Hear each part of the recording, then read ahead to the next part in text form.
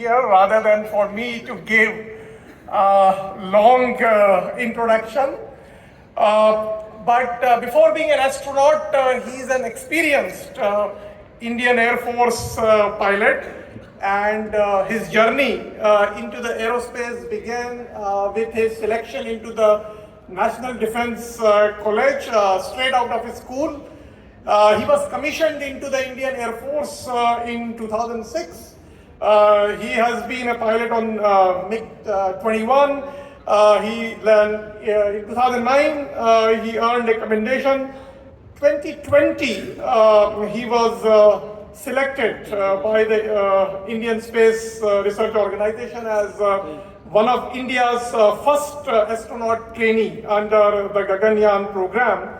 And then he completed, as you know, quite a rigorous training for him to be eligible to be flying on this. In 2024, he flew to the International Space Station as a part of the Axiom Mission 4, and I'm sure he's going to share his exciting journey. So ladies and gentlemen, please join me in welcoming none other than Shubhanshu Shukla.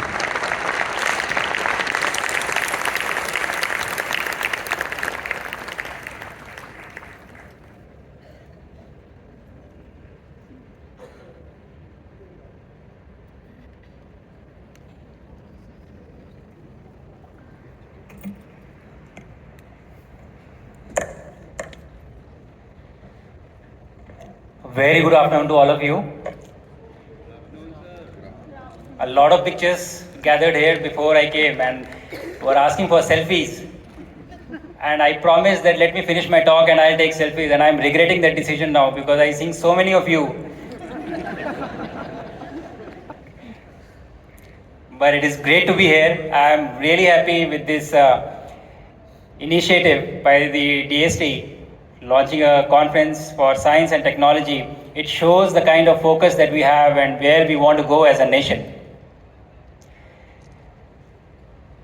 I traveled to space launched on 25th June 25, and for the first time ever an Indian went to the International Space Station. I carried with me experiments which were conceived, developed by the Indian researchers, and we as a nation carried out this microgravity research on the International Space Station for the first time ever. It was a historic feat, not just for me, but for all of us as a nation.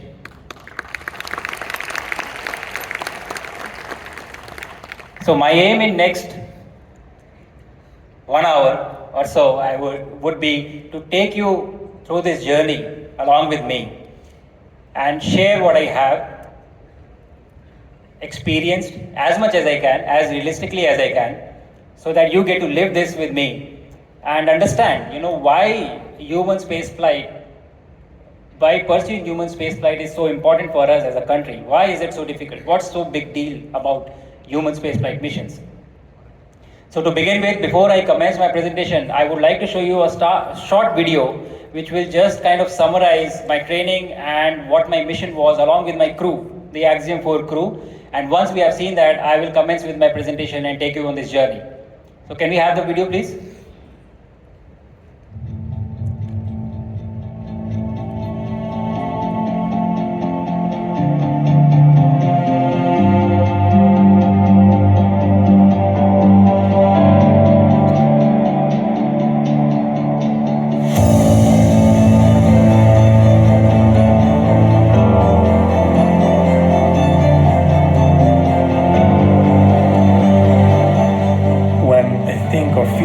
Having the flag on my left shoulder, I just want Hungarian people to know that we did this. We were able to achieve this.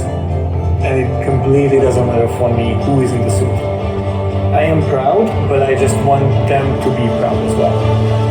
7, 6, 5, 4, 3, 2, 1, and lift off. 3 nations, a new chapter in space takes flight. Godspeed to export.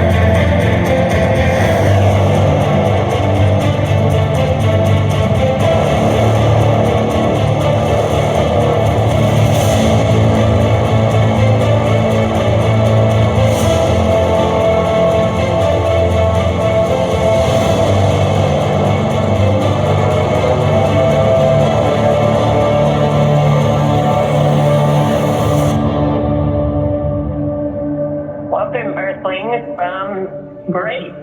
It's an amazing feeling to be in orbit for the first time. When I looked out through the window for the first time, the view was just stunning. Wow, what a ride it was. But when the ride started, it was something. Like you getting pushed back into the seat. It was an amazing ride. And then suddenly, nothing. It was an amazing feeling. We also wanted to thank you for basically thanks for everyone around the world, every person, every team who made this beautiful day happen. Grace crew, welcome aboard the International Space Station. Peggy, welcome back. It's a great honor and privilege to have such a legendary astronaut on board with us. And Thibaut, Shooks and Swab, congratulations on your first space flight. Thank you to all participants. Station, we are now resuming operational audio communications. I travel to space with the dreams of a billion hearts with me. I want them to live this journey with me because I feel that it is equally theirs as it is mine. Because I feel that this is truly the journey of an entire nation. And look where we can go when we work together on common platform, common science, then sky is no longer the limit. We can explore space, we can explore science, we can explore technology and build new solutions for the future. The X4 crew came here with a purpose and a really busy agenda. This was a great mission and we enjoyed it the most. So now we will return home and we will spread the word in our countries that these things are within our reach. These things are possible even for smaller countries like ours. It's always great to work with a bunch of professionals, which you are, but it's even more special to work with folks that have become our friends even more deeply. Thank you. Thank you to the Axiom 4 crew.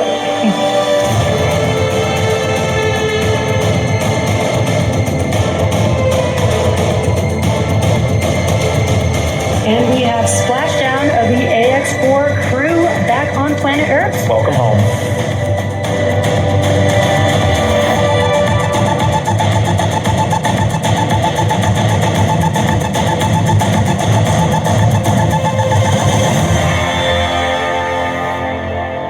I think it's really important to have these examples of people to show the new young generation that actually there are no boundaries. Your dreams, your careers, and your lives have no limits. This is what you dream of, then you can pursue.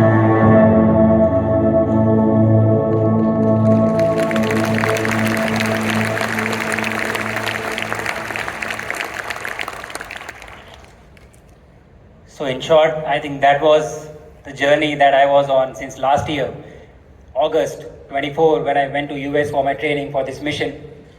And very concisely I showed you a glimpse of what it was all like. And in the next 40-45 minutes, I would use this as a backdrop and justify the topic that we have on the screen, India in orbit, and human spaceflight as a catalyst to our vision of Viksit Bharat 2047. So in the flow of presentation, I would start by addressing the idea of why do we do this? Why do we explore? What's the need? Thereafter, cover certain historical perspective of when did this all start? When did we start the human space missions, the human space exploration in space? And thereafter, home on to my mission to space, that was Axiom 4, and cover all the mission phases, that is the launch, the on-orbit, and the re-entry. And of course, it will not be possible for me to touch upon each and every aspect. But what I will do is pick up one key highlight from each phase and stress upon the fact that what makes this so challenging and what will we gain if we are to pursue this in our journey, which we are already doing. And thereafter, I would touch upon what lies ahead for us, what's the future, and think back what we have already accomplished and where do we want to go from here. So to talk about the question, why do we explore? I think a simple answer would be in the pursuit of the unknown. And it is nothing to do with space. It is an inherent human trait that we have, the curiosity that the human mind has to find out answers to problems we do not understand. And that as an extension, when you go to space, you come across problems that you do not even know of in the beginning. When we travel to space or we send someone to space, essentially what we are trying to do is create life in an environment where life should not exist. There is no air, there is no water, there is no protection from the harsh environment of vacuum and radiation. But in spite of that, we are able to send people, they live there, they perform science, and then they come back safely. That is the power of human ingenuity and the human mind, what it can achieve. Also, traveling to space gives you a very unique perspective. I thought I knew it very well even before going for a mission, because you are being trained very well and you are speaking to a lot of people who have already been to space. But I can tell you very honestly, it doesn't prepare you for what is to come. The experience of being in space is very different from learning about it on ground. The perspective that you get when you travel to space, we cannot imagine that, because that is something that we haven't seen before. And our imagination is limited to something that is based on our experience in the past, in whatever way. So that is what the difference is. The actual experience is actually very different and gives you a very different perspective. This is what I am trying to highlight in this slide. The training, I felt really prepared before going for mission, very confident that, I think I know what is going to happen.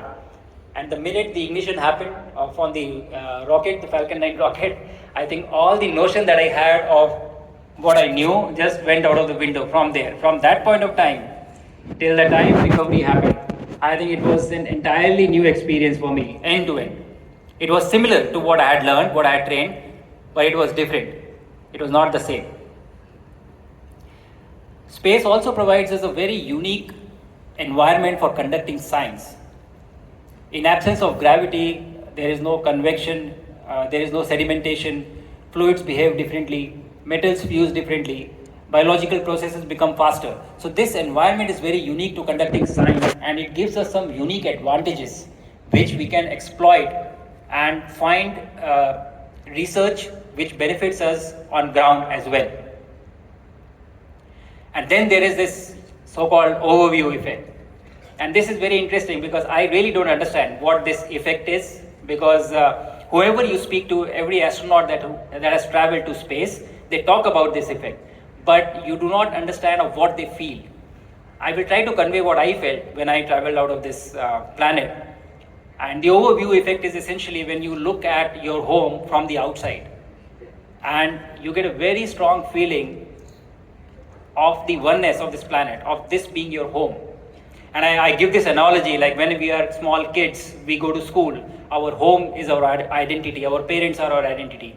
When you leave your school and you go to a college, your school becomes your identity, that I am from such and such school. When you leave your city, you go to some other city, your city becomes your identity. Like for all of you who are sitting there in Delhi, I am from Lucknow, and some of you would be from different cities.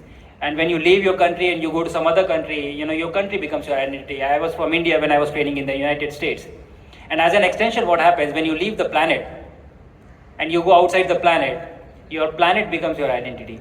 Very naturally, you don't have to force it. So that understanding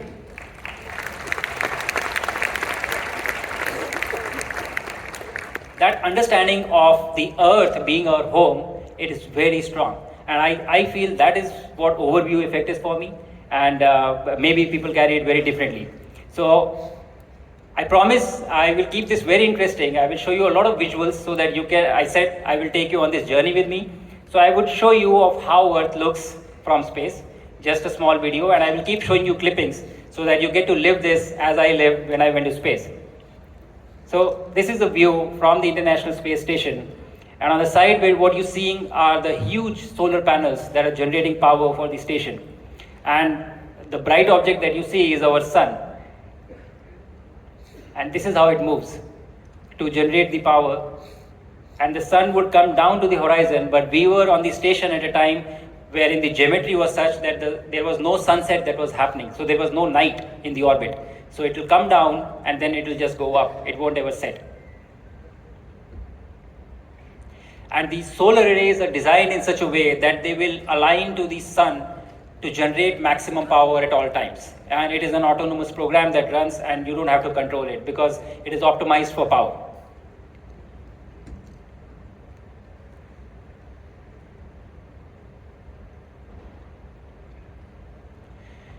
The other two important factors which stood out very strongly for me was the collaboration that it takes to execute such a mission. People sitting all over the world come together. We went to Japan for training, we went to Germany for training, we were training in US in different cities, we were working with ISRO in India. All these people have to come together to make a single mission happen. That is the sheer collaboration it takes. And I understood the power it has. When we come together, we have the capability or capacity to do monumental things, which individually may not be possible for us. So I really understood what great power collaboration brings. And the last one is the representation, and this is an after effect of the mission. This was not a learning during the mission. This learning came to me when I visited Lucknow when I came back. And so when you travel to space, you cross the common line, you are given a number that you are so and so traveler to space. So I am number 634 human to cross the boundary of Earth and space. Now, when you are number 634 on any list, it's not something significant, right? It is not number 1 or 2.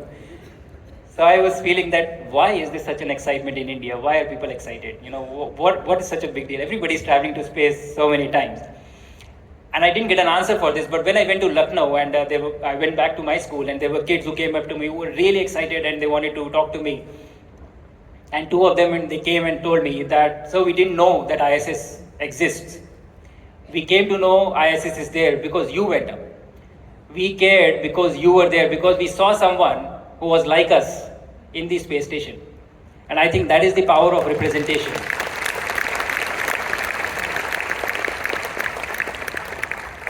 So I would urge all of you to do great things in your own field.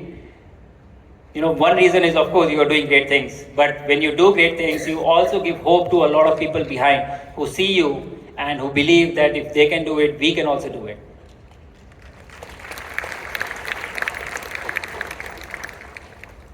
I will quickly touch upon the historical perspective. You know, the first human spaceflight happened on 12th April 1961, which is celebrated as the World Cosmonautics Day. And the first capsules, the Russian capsules, had ejection seats, not the parachutes and how we were recovered.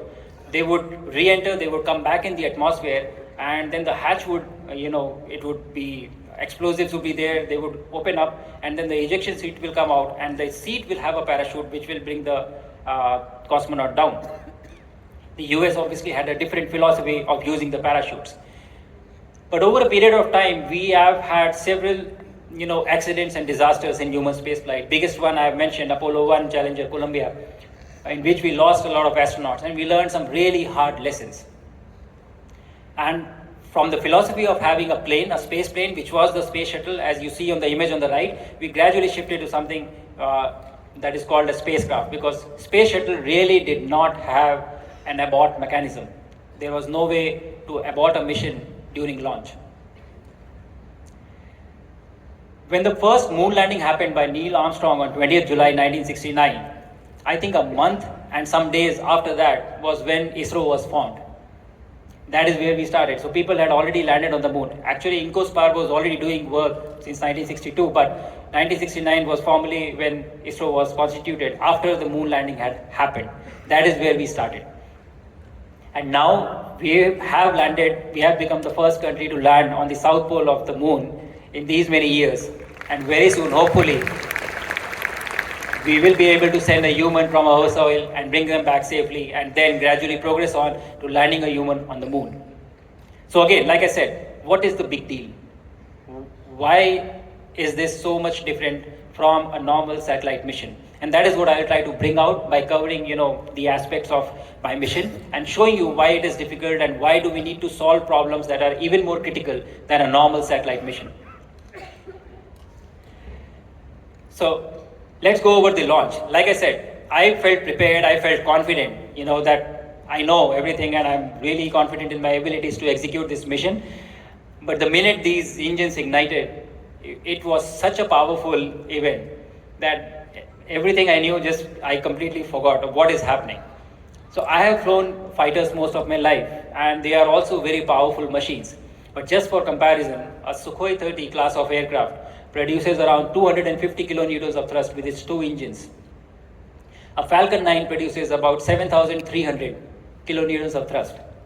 the thrust to weight ratio of a modern jet like Rafale ranges anywhere from 1:1.13 to 1:1.3, depending on how much fuel it carries.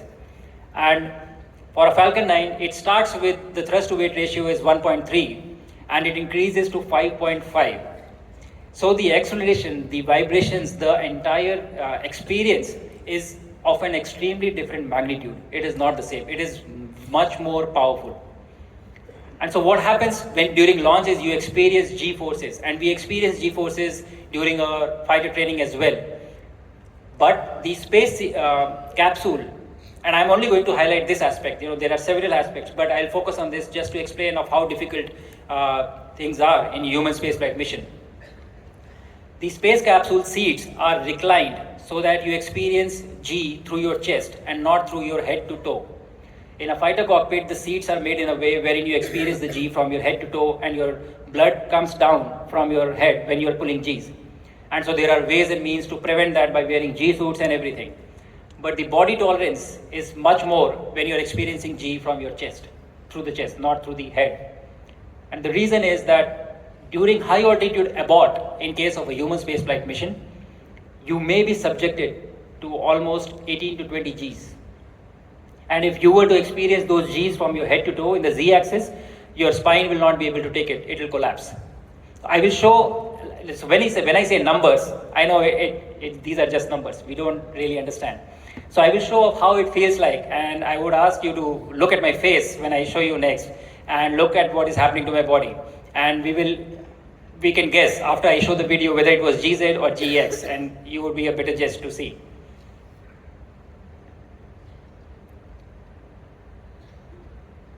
So in this video, you would see my mouth opening in certain intervals after some time. That is me trying to breathe.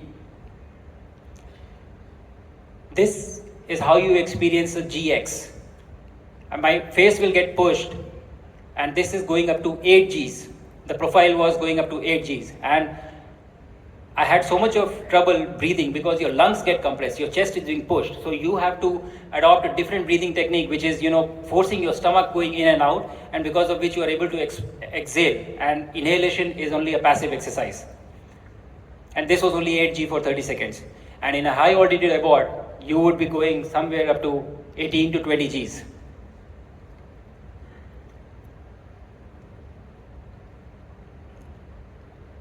And this would be the GZ. That is what we experience in the fighter cockpit.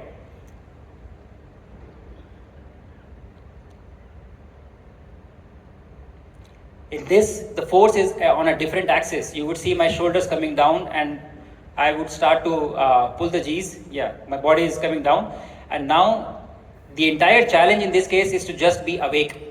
Not let the blood go out of your head. So that, because if it goes, then you gray out, and then you can become unconscious as well, which also happens.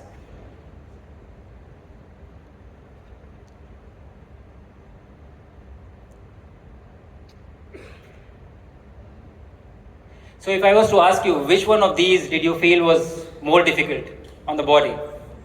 The second one, right? The second one was 7 Gs, and the first one was 8 G. So just looking at the video, it gives you an idea of how much is the difference and why the technology has evolved to position the seats in those specific way for the body to able use, so that it can absorb Gs up to 18 to 20 Gs. This, what is shown on the screen, if you see, is the trajectory of insertion for the Falcon 9 rocket. And the portion in green is the place where an abort is possible, or landing is possible in case there was an abort. And the portion is red is where the landing is not allowed in case there was an abort that has to be executed. And the reason being, this is North Atlantic Ocean, higher altitudes, the temperature of the water is very cold, the sea condition is very rough, so the recovery of the crew will be an extremely challenging task in case there was an abort to this place. So if something happens during this portion, the Crew Dragon capsule turns around and burns, so that either it lands short of it or it burns in the same direction so that it lands other side of the Atlantic and not in the between. The abort itself has to be divided into multiple phases to ensure the safety of the crew. The philosophy is that if there is a minor emergency or some small system failure, we will not abort. We will go to the orbit, live with the problem, and thereafter we'll see, because abort is not a solution, it is another problem in itself. That is how complex it is. Recovery of the crew, location, everything becomes a huge challenge. Another challenge which is very important is addressing the failures. There are so many systems. When we talk about system engineering, it is a system of systems. And any system failing should not result in your mission failure. I know, and priority-wise, it is crew safety, then mission safety, and everything else comes down the chain. But individual system should not result in a failure of the mission or affect the crew safety. These are the challenges. So, by addressing just one aspect of how we tackle with the G loads, I'm highlighting the fact that every simple aspect that we have for a human spaceflight mission, it becomes a challenging engineering problem to solve. And that is what we enable when we execute such a mission. So you get launched, you go into the microgravity, and suddenly all this high adrenaline activity that was happening, it just ends. In my speech as well, what I was saying from the orbit, and suddenly there is nothing. Like it feels extremely silent. All that noise and chaos, it just ends, and you start floating in the microgravity. So the initial two experiences that I had was, first, it was disorienting because there is no concept of up and down, left or right. So you can be in any orientation and everything is the same. And the second is, it is extremely fun. You are not walking, you are swimming in air actually when you reach the orbit for the first time, and that is extremely fun for the initial few minutes, unless and until the physiological changes start happening, which I'll talk about in a minute. But the delayed experience is the concept of space itself changes. Like in this hall, if I have to say all of you are sitting on the chairs, this is a 3-dimensional hall, but we are restricted to the floor, we are sitting on the chairs. And this changes when you go to space. If this was to be in space, all of you would have been occupying different places, some on the ceiling, some on the walls, and some on the floor. It would have been a very different scenario. And it really becomes a 3-dimensional space. The concept really changes. And then there is the other concept of understanding microgravity. So I think this is very well understood, that it is not that in orbit there is no gravity. There is gravity. But it is because you are in a free fall around the Earth that you don't experience gravity, and everything is falling at the same time. But your brain is so wired to gravity that you don't accept this idea when you go. So when I first went to space, and if I was doing something and I had something in hand like this, let's say this pointer, and I was to do something and I had to leave it somewhere, I was so hesitant to let it go. I had a feeling this will fall. If I let it go, this will fall from my hand. Actually, I am also falling at the same time, so this will not fall relatively. So I would request my crew members, can you please hold this for me? And these are also first-time astronauts from Poland and Hungary. And they would also stand up and they would hold. And they would stand there. This was something very unique. And imagine they are holding and they are not standing, they are floating. And I am also floating, everything is falling. But they would stand there till the time I finish this. Over a period of time, you realize of how this changes. So I'll show you a video. After 7, 8 days, I did a specific video on this because this was something very unique, the shift that happened in my mind.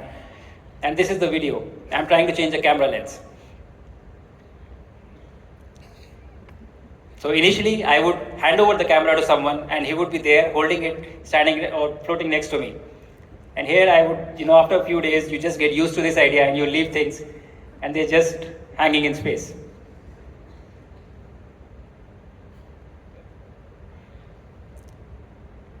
So this is how your brain gets used to this concept, unique concept of how microgravity affects or what's the unique situation. The problem happens, you come back to Earth with this concept.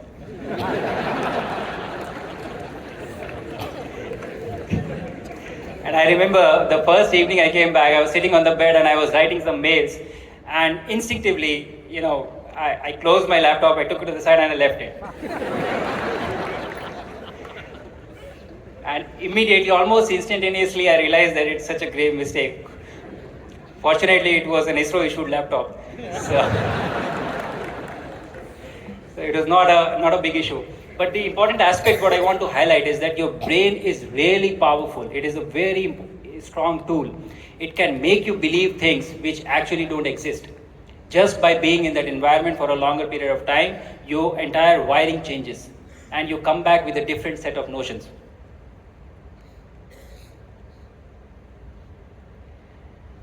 The other important concept is the weightlessness. So effort, when we are standing or when you are sitting on the chairs here, we don't feel it, but there is a lot of effort that our bodies are taking right now because of gravity. It becomes normal because we are doing it each and every day. But I remember when the re-entry was happening, and I'm not exaggerating when I tell you, opening eyes, your eyelids, I could feel them. They were feeling heavy when I was opening my eyelids, when coming back into gravity. That is the kind of shift or effortlessness which is there in space. If I have to go to the other side of this hall in space, I would just need to tap like this, and very slowly I would start moving in that direction, and eventually I would reach there. And the concept I would highlight by this video, the weightlessness, how effortless things are. They just have mass, no weight. It is highlighted by this exceptional video, which we tried to play as a prank on one of the NASA astronauts. And this is our commander, Peggy Whitson. And one of the days when we had some time, we decided to do this fun activity, which will probably highlight this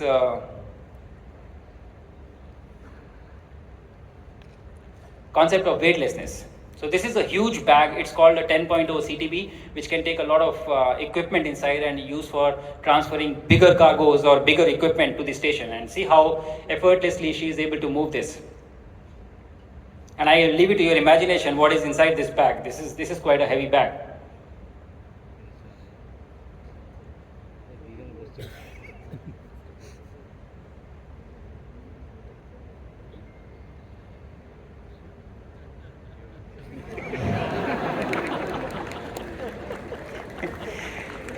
These are some fun things that we found to do while we were doing science on the station to keep things exciting and interesting.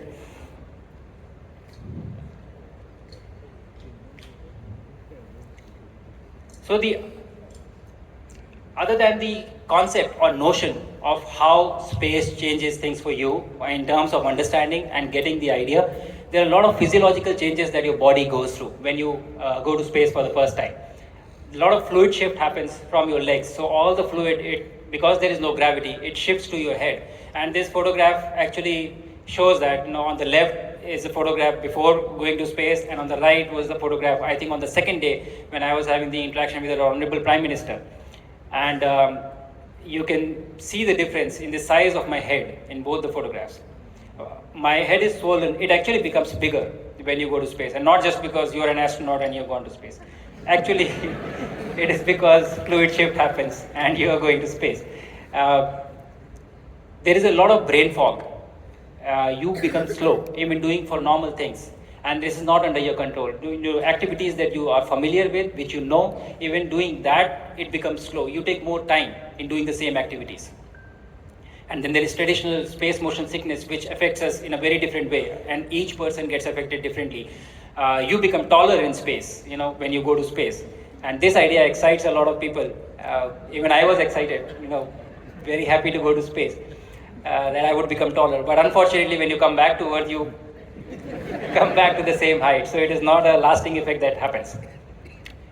You are floating in space, and everything inside your body is also floating. So your stomach really feels full for the initial few days. I remember I did not feel hungry at all for the first 3 to 4 days.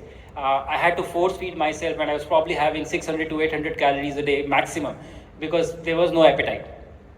And then there is the long duration effect, which is the muscle atrophy. You don't use your muscle. There is no effort, as I said, there is no effort, there is no gravity. So you lose muscle very rapidly. And initially it happens at a very rapid scale, and then it kind of plateaus out over a period of time. So in 20 days of my space mission, I lost 5 kgs of weight, out of which was 4.2 was muscle mass. So that is the kind of degradation that happens. It is extremely rapid when you go to space. The other changes are the psychological changes that happen. You are very busy. It's a confined space, not a lot of space. Actually, ISS is still big. The Crew Dragon is much smaller. So long duration missions in such confined space, it becomes a challenge. Again and again doing the same thing with the same people in the same space, becomes very monotonous. The workload is very high. The first few days we had 13 to 14 hour work days. That kind of workload was there, and that when you're not feeling really good. The situations become very tense when something goes wrong. If everything is nominal, it is fine. But if something goes wrong, that additional stress plays on. some alarm goes off, or there is a warning of conjunction of some debris which is going to come, which happened twice with us while we were on ISS. We got warnings that there would be a debris which is coming in proximity, so the station would have to maneuver. So all these things add on to the stress that you already have. And so why I'm trying to highlight this is that these are the problems that we need to solve if we have ambitions of going to, execute missions like going to Mars. One way, 6 months travel time. These are extremely long duration missions. And these are the complex problems that we need to find solutions for. And that is what the highlight of On Orbit is. That finding solutions to these challenges give us solutions for problems back on Earth as well.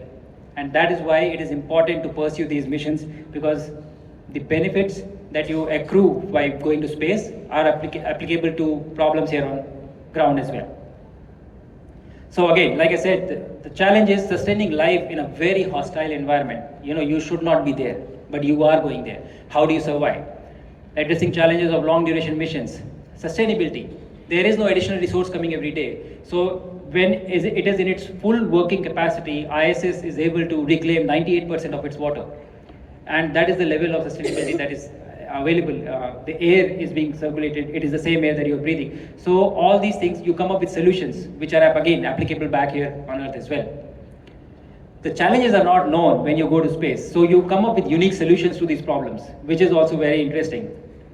And so that is why when we are at the cusp of executing our own human space missions, the point I want to highlight is when we do this, we will find so many unique solutions from different corners, different fields, that would be extremely helpful for us, for our problems here back on Earth. So when we went to space, I did show you some videos which were really fun, but we also had another objective, which was to conduct science in space, as I mentioned before. And our researchers came up with a lot of different experiments to enable that. But what does it give us is a unique environment, the space, the environment of microgravity. And how and what all fields are affected by it are, the clinical and biological studies, if you want to divide it and fragment them, physical sciences, environmental and agriculture, earth and climate sciences, and then technological spin-offs.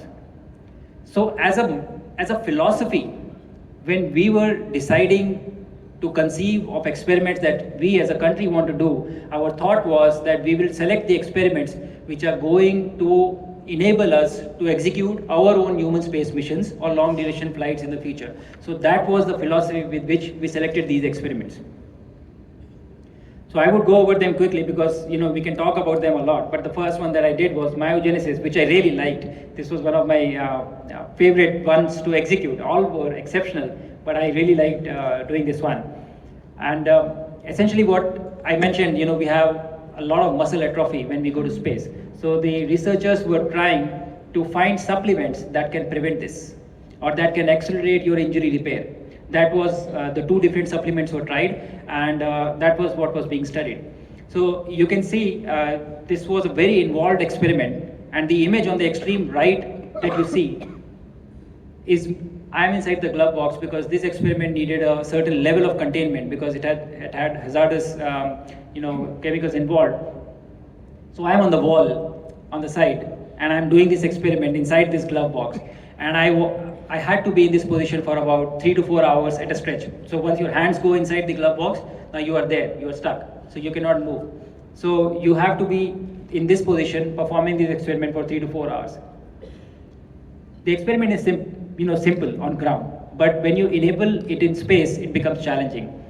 And there are certain small things which you don't understand when you are curating this experiment. So I had a practical experience while I was there in this first day. After about 2 hours or so, one of the NASA astronauts, she came up to me and she had brought a packet of water for me to have some water, because this is a long 4 hours you are in the same position. And so I had a sip, and then as soon as she came to me, she said, "Oh, you're doing it for the first time." And I said, "Of course, I've come here for the first time, so I'm doing it for the first time." So she said, no. And then she went and she brought a small fan and she put it next to me. And then she told me that you are here in this position for 4 hours. There is no convection, it is artificial.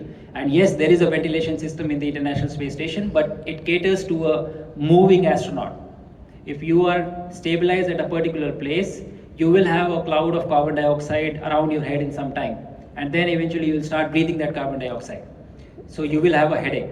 So these small things that you have, that you learn when you are performing the experiment, these are the insights that you get when you enable an experiment or anything in space. That is the challenge, and that is the solution to that is what gives you very unique insights. And the image on the left is actually showing the results, what we saw. That's the image of the microscope. It's not very clear, but I was extremely happy because we saw some positive results on this experiment, and even the team on ground was very happy.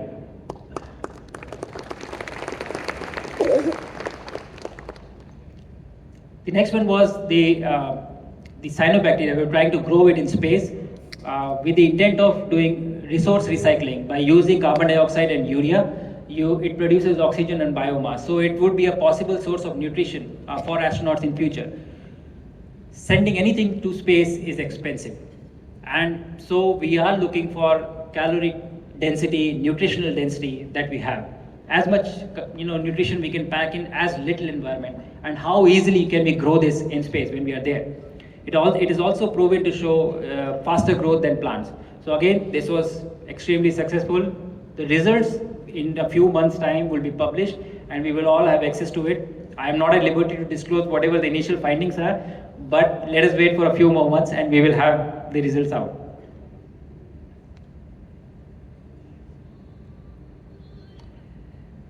The other one was space seeds. We sent certain seeds to space to see how microgravity affects them, and then they were brought back, and now they are being planted, and they would be studied for next 5 generations to see what is the kind of effect that microgravity had. And this was an experiment in collaboration with ISRO and European Space Agency. So there was a requirement to do a video on this particular crop seeds and just pose in front of the camera. As you can see, it is extremely difficult to stand still in space. The other one that was very involved was microalgae, and I was speaking to one of the scientists who was talking about their research in algae. They are known to thrive in harsh conditions, and they are also a very sustainable food source. Again, looking at solving food security problems, not just in space. If it is viable, we can use it for potential application on Earth as well. They grow throughout the year as well. So this was the experiment. 3 different types of microalgae were carried to space, and they were grown under specific set of conditions. And again, here there was a practical learning experience. So every day morning 6 o'clock, I had to deploy these. They were kept in a dark bag in the night, and I had to deploy them in a specific place with a specific set of lighting conditions that I had to set up the first day. And every day evening, either 8 o'clock or 7:30 or 9 o'clock, it was specified in your timeline that this is the time you have to pick them up and put them back in the bag and store it. So initially for the first 5 days, I was following exactly what was being done. And then as you start learning things and you become more efficient, I would try to finish off everything by 7:30 so that I have time to myself, another 2 hours. So I would try to do it slightly earlier. The very next day, I got a call from NASA Control Center and said, are you doing it at the time that is written, or you're doing it earlier? So I said, I'm doing it slightly earlier so that I have time. And they said, no, there is a control here on ground. This experiment is being repeated here as well on the ground. So you cannot just decide and do it when you feel like.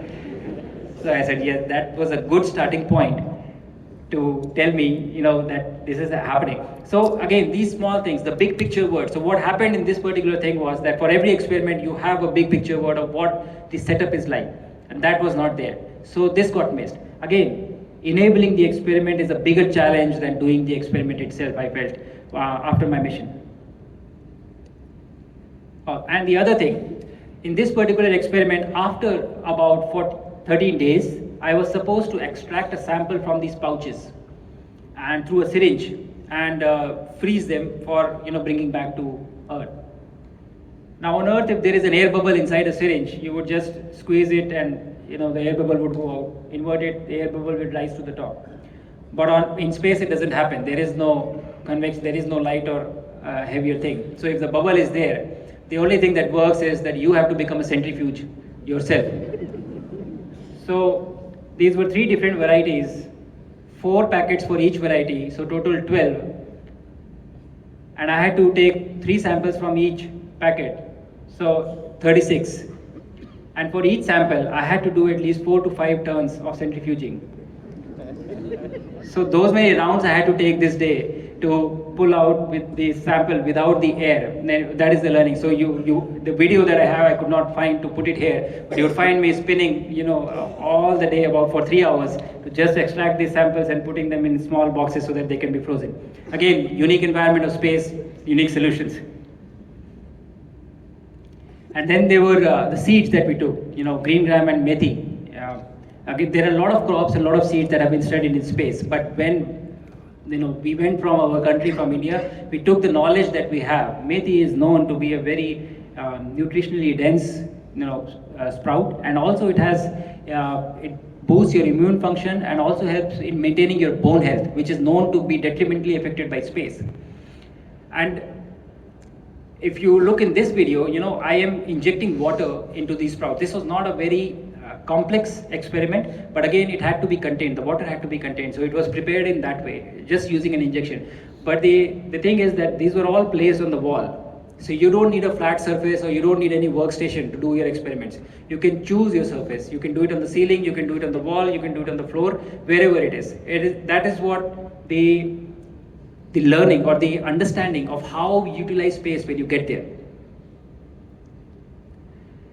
The other one was we wanted to study the tardigrades. These are known to be extremophiles and can survive the conditions as they are mentioned, on the screen. Extreme environments are very well survived by these creatures. And so they were made dormant and we carried them. And the philosophy of the experiment was that I would carry a set and then one would be kept at ISC in Bangalore and we would revive them on the same day and thereafter check, how many of them are alive after reviving after a certain period of time. And the last one was a technical experiment which we did. We wanted to study the cognitive load on a human and what are the effects of microgravity for interacting with screens. Because gradually the entire ecosystem of a space station is shifting to screens, a digital platform, as you would say. So these were under specific set of conditions. There were certain pointing tasks that we had to do using the stylus and the finger, and the results were correlated. And of course, they will take some more, data sets to finally say of how useful these experiments are. But this was a step in the same direction for designing our own screens when we eventually make our space station. And then there were 3 foreign experiments which I was a part of. One was the brain-machine interface, one was audiometer evaluation, and then there was astro-mental health. So the one that you see here was the brain-machine interface, which was conducted for the first time ever in space. And this was very interesting because the experiment involved you performing math calculations. And so that is supposed to use one part of your brain, one hemisphere of your brain. And then when you've given the answer, it will give you certain time to relax, just calm down. And I remember the first time I was doing this practice on ground before going to space. They give you a practice session first before you do the experiment. So in the practice sessions, it was like, 12 into 12 or 10 into 14, these kind of questions, which is okay. So you are relaxed here as well, you are relaxed there as well. And it's like, this is easy. And then when you start the test, you get 17 into 14 or 27 into 36. So you are stressed out, either ways, like it is not going to work out. These are difficult problems to solve. But by focusing, the idea was by focusing, and if you deliberately calm yourself down, it was immediately reflected on the screen. They were measuring the blood flow in your hemisphere, and that is what was reflecting, which part of your brain is active, and accordingly they were displaying it. So this was one of the experiments we conducted. And the other 2 were audiometer evaluation and the astro-mental health. Now, I've very quickly gone over the experiments that we did, but the point I want to highlight is through this slide. The experiment itself is, yes, one thing, we have got the data out of it, but the ecosystem of enabling that experiment in space was the biggest learning I feel. It's a huge process, it is not simple, and the entire end-to-end cycle to learn and to be able to execute from ground to space and bring back the data, I think that was the biggest learning. And this is the entire time cycle that you can see on the screen, how much time it takes and how advanced you have to prepare for it when you send something to space. And that was our biggest learning, and that is what we have to execute for ourselves. So again, the lessons is that it gives you new perspectives, it provides you unique solutions. And enabling of experiments was a bigger learning lesson than the experiment themselves. And then you have to have a skill set development of whoever is traveling to space. Microbiology skills, understanding fluid mechanics, metallurgy, whatever experiment you are enabling, you have to create the person, develop them before they go to space to perform these experiments. And the last part of the mission was the re-entry. Plasma, again, extremely dynamic. We were very excited to look at the fire, when it will cover the entire capsule. And we saw that when you start entering the plasma region, it becomes orange, blue, all shades of purple, orange, red you see. And that is the zone wherein there is no communication as well, because the radio is not able to penetrate. And then the G loads start building up again, coming back. And I've already mentioned, coming back, the G loads feel much heavier because you have been in an environment of effortless, nothing, no G. And so these feel much more heavy as compared to when you go up. And currently there are 2 capsules in the world, 2 different types. One lands on water and one lands on land, which is Soyuz. And the technology for both are very different. Our Gaganyaan mission is being designed to splash down in the water. And so we are developing it in a way. There are other challenges, when you land on water, and we are finding ways to solve that. Post splashdown again, a huge activity. We had to practice how do you jump out. The issue is that when you come back from space, you don't have the strength. Your body has forgotten to walk. Even doing simple movements become difficult. So if your capsule is sinking, the effort that it will take on the part of the astronauts to escape and jump out and throw the life raft out, it is going to be humongous. It is not easy. And that kind of understanding and training is required, when you are training for such human space missions. So adaptation to gravity, when I said, this is me 1.5 hours after splashdown, and I'm trying to walk. And I was not feeling really bad. I was feeling quite okay as compared to my fellow crewmates. I was in a much better situation, I felt. But this is what my situation was when I'm just trying to walk. This is 1.5 to 2 hours just after my mission, after my splashdown.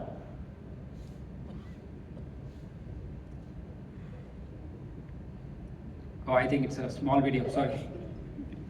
But the issue is that you don't have the knowledge. Your body has forgotten to walk. You will not be able to. So addressing those challenges, those unique situations wherein there is an emergency becomes even more difficult. So again, the lessons, solution to muscle loss, which happens, rehabilitation program. It happened for me for about 8 days. And all of us know that Sunita Williams was there in space for about 8 months. So whatever happened to me, even more in duration was her condition when she came back. And so her rehabilitation program was almost a month long, wherein that much time she took to come back to normal, to gather the strength, get back her vestibular apparatus working, all these challenges that are there. So there is a properly curated program which can also be applied to the problems that we have here, the diseases that we have, or people who suffer with these problems on ground as well. So what is the aim? Why do we want to go this time? Humans have already been to moon 1969, 1970 if I have to say. And this is 55 years down the line, we are talking about going to moon again. What would be the big deal if we want to go to moon now? So I feel personally that, if we are going to moon this time, it should be with an intent, with an aim. What do we want to do when we get there? How do we get there? We have to look at sustained presence, not just going to moon and come back. We have to enable our ecosystem to execute long duration missions. And the triad, when I say the triad, who will be enabling this? It is all of you going to be a part. The education, the R&D, infrastructure, the industry, all of them have to come together to enable this entire big dream of us landing on the moon by 2040. And what happens when we pursue this? As per some projections, our economy in space is supposed to grow up to $44 billion by 2033. And I feel that is just a projection based on what the current situation is. And I feel that it is going to change very soon. Because the way we are pursuing this so aggressively, we are going to set up ecosystems which are going to enable this in a much faster way than what is happening now. So this number is going to change, and it will not be 44, it will be a higher figure than what we have. It will also allow us growth in technology, growth in industrial infrastructure, and application of those solutions to real world problems. This conference is being the biggest example of that. Today, I think on 3rd, there was an announcement of 1 lakh crore fund, RDI fund that has been instituted to enable science in the entire country. I think that is a huge boost to this entire setup, which is going to take us closer to the dream that we have of the Viksit Bharat 2047.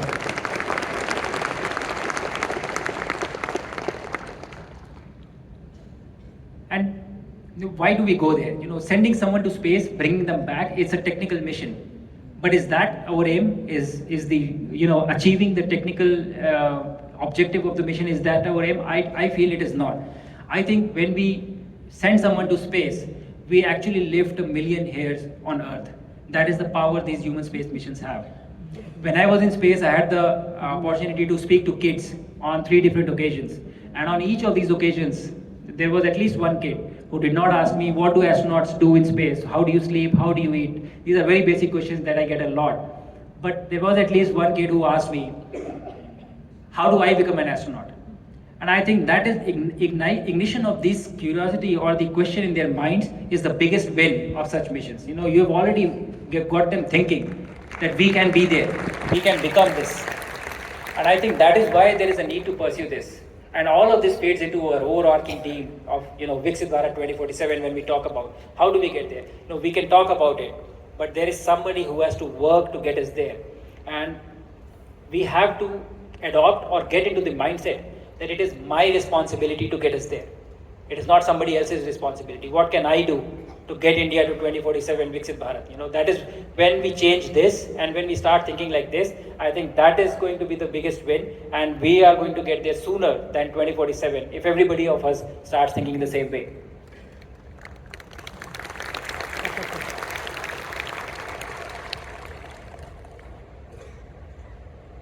Okay, what I'll do is I'll skip this now, and before I part you, since I had this much of time, I have spoken about my mission and everything, but I have not spoken about one thing, that the office that I went to in space in 25th June 2025 has the best view.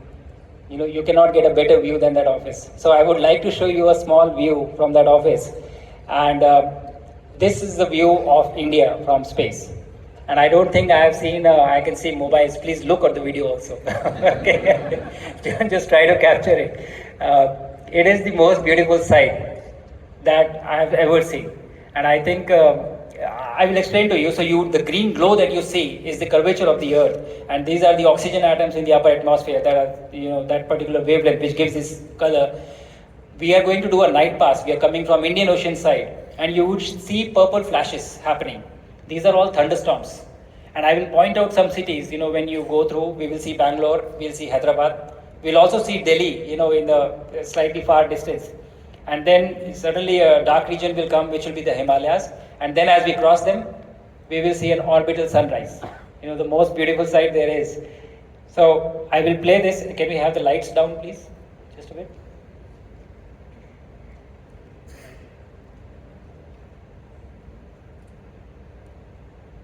So on the top portion, you can see the stars. And okay, so this is India now, and this is the brightest city that you see is the Bangalore, and just top of this is Hyderabad, then Pune. This is the flashes that are happening, which are the thunderstorms. And in so much of time, we have crossed India. And this is the sunrise.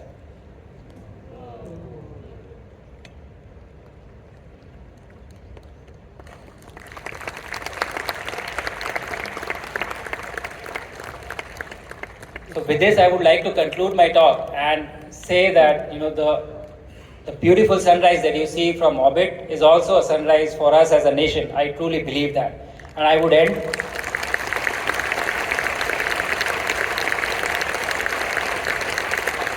by saying what I said from orbit. The sky was never the limit, not for me, not for you, and not for Bharat. Jai Hind, Jai Bharat.